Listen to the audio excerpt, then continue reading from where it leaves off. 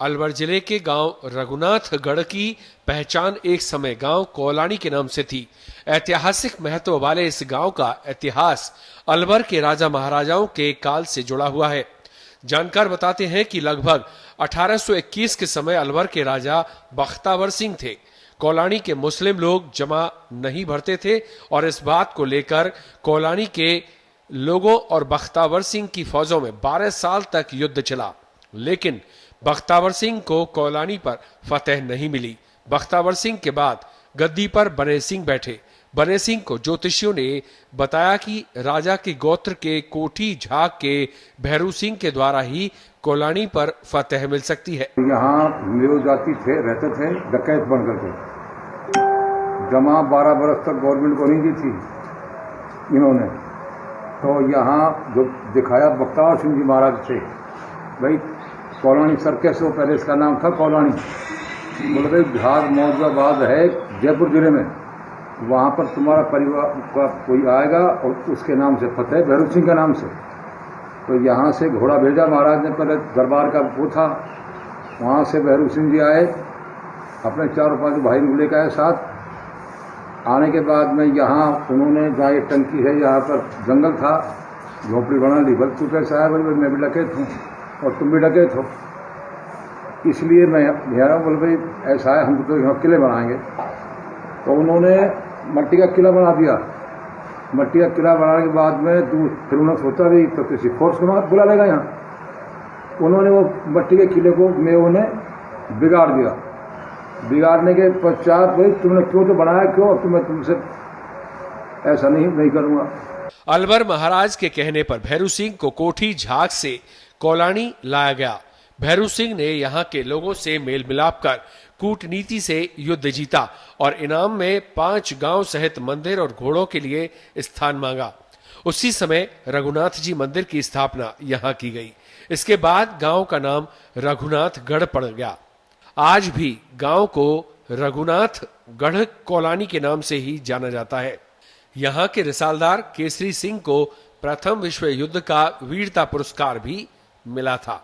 उन्होंने क्या काम किया कि बख्तावर सिंह से मिलकर के यहाँ से 1 किलोमीटर पीछे गौड़ घोप बाजते हैं, वहाँ तोप मंगवा दी। ये निवास पर से पहले यहाँ से 1.5 किलोमीटर आगे पुराना गांव, वहाँ पर ये गांव बसता था, पहले कोलानी नाम था।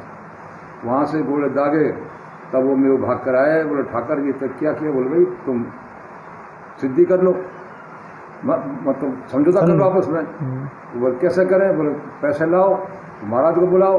महाराज को बुलाया, पैसे इकट्ठे करे। घोड़ा था एक घोड़े के बढ़िया का, उसको ले आए।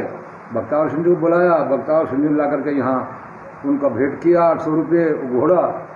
तब उन्होंने किलेदारी दी यहाँ, 12 बीघा तो दी मंदिर के लिए पहले, और तब उसका नाम रघुनाथ जी का मंदिर बना, तो इसका नाम पड़ा रघुनाथगढ़। कोलानी पीछे रहेगी। जब ये 12 बांस डाले तोपों के नीचे, यहाँ बुर्ज थी, 6 बुर्जें, एक यहाँ थी, एक यहाँ थी, एक यहाँ थी, एक वहाँ थी, एक बीच में थी, और ये किला किली में रखी गई। इसमें यहाँ एट अ टाइम पर 300 जवान रहा करते थे। ये बारूद का कोठार था यहाँ पर, और कोई भी थोड़ी हलचल करें तो वो, तब से इसका नाम रघुनाथगढ़ पड़ा। और प्राचीन मंदिर है ये, तब का ही, कम से कम 200-250 साल पहला। प्राचीन धरोहरों में गांव का किला और छतरियों सहित भगवान रघुनाथ जी का मंदिर है। गांव में हिंदू और मुस्लिम दोनों संप्रदायों के लोग सद्भाव के साथ रहते हैं। ग्राम पंचायत मुख्यालय रघुनाथगढ़ में कलसावड़ा, कालाघाटा, पाटन भान, ओदाका गांव आते हैं। यहाँ के लोगों का मुख्य व्यवसाय कृषि और पशुपालन सहित दुकानदारी है। हमारा ये गांव में ग्रामीण क्षेत्र में आता है। यहाँ के लोग अधिकतर खेती बाड़ी और मजदूरी करके अपने जीवन पालन करते हैं। यहाँ पर जो सरकारी योजनाएं, किसान सम्मान निधि, पालनहार के अंतर्गत कुछ लोगों को लाभ मिलता है। इस क्षेत्र का शिक्षा का स्तर निम्न स्तर का है। गांव में उच्च माध्यमिक विद्यालय है, जिसमें आसपास के गांवों के बच्चे अध्ययन करते हैं। रघुनाथगढ़ जो विद्यालय है, मेवाड़ क्षेत्र का एक विद्यालय है, जहाँ ग्रामीण क्षेत्र के बच्चे पढ़ते हैं। और इस विद्यालय में बिल्डिंग की बहुत कमी थी, लेकिन जब प्रयास किए गए तो 3 कमरे का टेंडर यहाँ हो गया है। और वो बनने वाले हैं। स्टाफ की यहाँ पर थोड़ी कमी रही है। इस बार अभी संस्कृत का टीचर यहाँ पर आया है। मैथ के टीचर की भी नई काउंसलिंग आने की संभावना है। मैथ के टीचर की यहाँ बहुत कमी रही है। गांव में अटल सेवा केंद्र है जिसमें राज्य की योजनाओं का क्रियान्वयन होता है। गांव से होते हुए किशनगढ़ मुबारकपुर हाईवे का निर्माण हुआ है। रघुनाथगढ़ सरपंच का नाम अफसाना है। उनकी ओर से विकास कार्य कराए जा रहे हैं। मेरी ग्राम पंचायत में 6 गांव लगते हैं